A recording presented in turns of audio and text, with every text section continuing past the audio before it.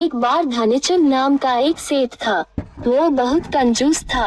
उसके पास कोई भी नौकर ज्यादा दिन तक नहीं टिकता था, क्योंकि वह काम पर रखने से पहले नौकर के सामने 3 शर्त रख देता था, जिसको कोई भी पूरी नहीं कर पाता था। एक दिन मदन नाम का एक लड़का सेठ के पास नौकरी मांगने आया। वह सेठ से बोला वह बहुत दूर से आया है, इसलिए उसको कुछ दे दे। सेठ बोला ठीक है, मैं तुमको नौकरी पर तो रख लूंगा, लेकिन मेरी 3 शर्त है।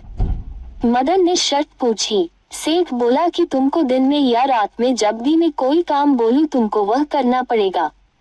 दूसरी शर्त, तुमको दिन में केवल एक बार ही भोजन मिलेगा।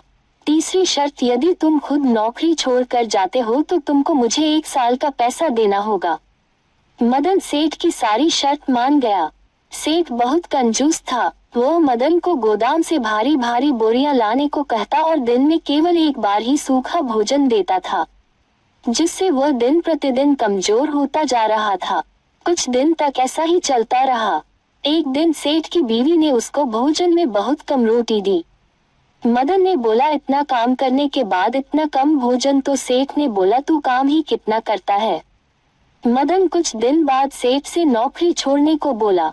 सेठ ने उसको शर्त याद दिलाई। मदन ने अपनी माँ के कंगन बेचकर सेठ को पैसे दिए और गांव लौट आया।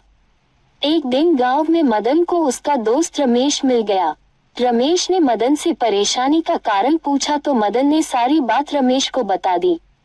रमेश ने सारी बात सुनकर सेठ का पता पूछा और मदन को चिंता न करने को कहा।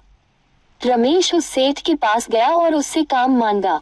सेठ ने उसको वही 3 शर्त बताई।